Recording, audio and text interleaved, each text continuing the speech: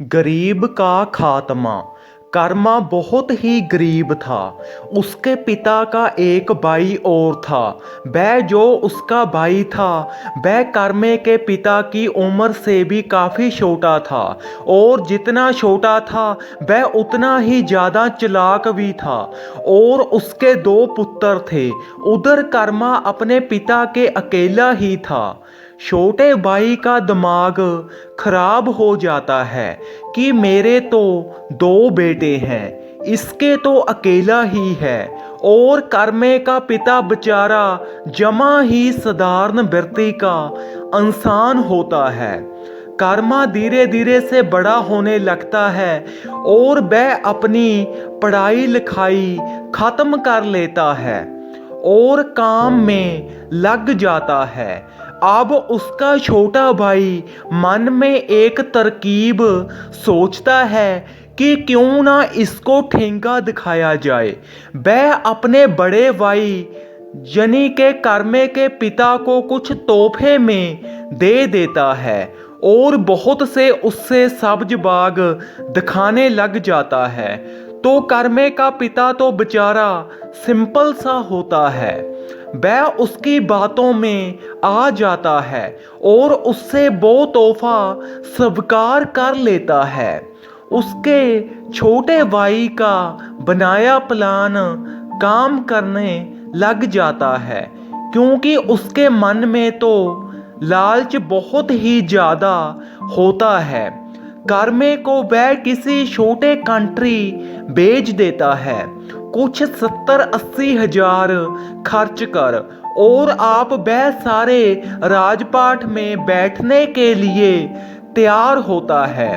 बस वह कुछ इंतजार और कर रहा होता है तो उसके पिता को वह तंग करने लग जाता है कि मैंने तो तेरे पुत्र को लाखों रुपए खर्च कर कर बाहर भेजा है, और वो बेचारा साधारण होता है, मान जाता है और वह उससे प्रॉपर्टी का सारा हिस्सा ही अपने नाम करवा लेता है और वो हंसकर उसे दे भी देता है। उधर कर्मे की चाहे तो इसे बदकिस्मती कहो या कुछ और, उसको वहाँ काम नहीं मिलता, और काम ना मिलने की वजह से ही वह कोई कमरा भी किराए पर नहीं ले सकता था। उधर ठंड भी बहुत ही पड़ रही थी। वह बाहर सड़क पर सोने के लिए मजबूर था, और इधर उसके पिता से उसके चाचा ने मकान छोड़कर बाकी सब कुछ ही अपने नाम करा लिया था, और अपने बड़े भाई को धमकियां भी दे रहा था कि अभी तो तूने मेरे पूरे पैसे नहीं दिए हैं, अभी तो बहुत कुछ और बाकी है तेरे से, मैं तेरे मकान भी ले लूंगा।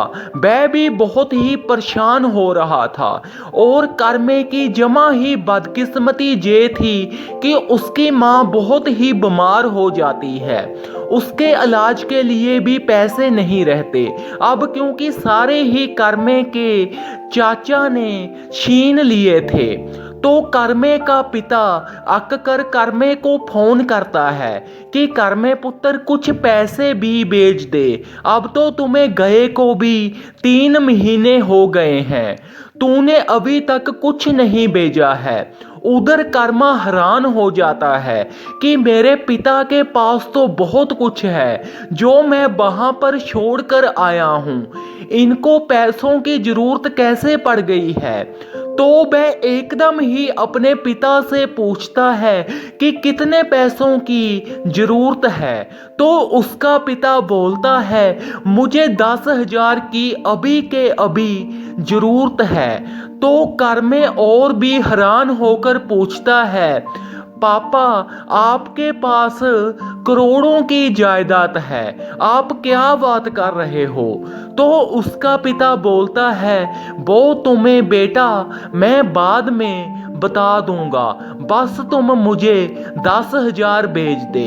इतना कहकर वह फोन कट कर देता है, और कर्मे के बेचारे के कर्म माड़े के माड़े वह सोचों में पड़ जाता है और गिर पड़ता है। इधर उसका पिता भी सोचों में होता है और वह भी गिर पड़ता है और कर्मे की माँ मर जाती है।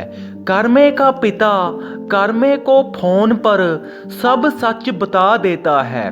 कर्मा सुनती सार ही दम तोड़ देता है और कर्मे का पिता भी हड्डियों की मुट्ठ बांधता जा रहा होता है। कर्मे की मौत का पता कर्मे के पिता को नहीं लगता और वह बहुत बार उसको फोन भी लगाता, पर उसका फोन भी बंद ही आता। कर्मे का चाचा बहुत ही प्रसन्न था क्योंकि उसको ये खबर वहाँ की सरकार ने बता दी थी, क्योंकि उसने उनको अपना ही नंबर दे रखा था और उसने कह दिया था कि हमको ये नहीं चाहिए, इसका जो मर्जी करो आप ही करो।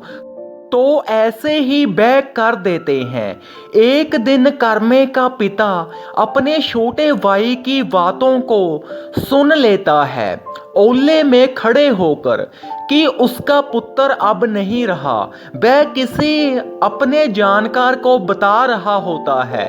तो जब वह सुनता है तो उसकी धड़कन बढ़ जाती है और वह गुस्से में होता है। उसको तो ये होता है कि अब मेरा तो सब उजड़ ही गया है, इसने मेरे साथ ठगी भी की है, क्यों ना इसको खत्म कर दिया जाए।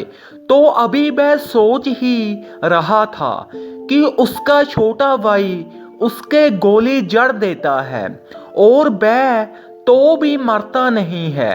वह उसके पिता से चालाकी से पिस्तौल छीन कर उसके दोनों बेटियों को मार देता है और फिर अपने छोटे भाई को तड़पते देखने के लिए छोड़ देता है और आप अपने भी गोली मार लेता है। इस कहानी से हमें ये शिक्षा मिलती है कि गरीब का खात्मा करना इतना सौखा नहीं है। पहले पहले जैसे बेतरसा तो उसने सभी को मारकर तो अपने गोली मारी और चैन का सांस लिया।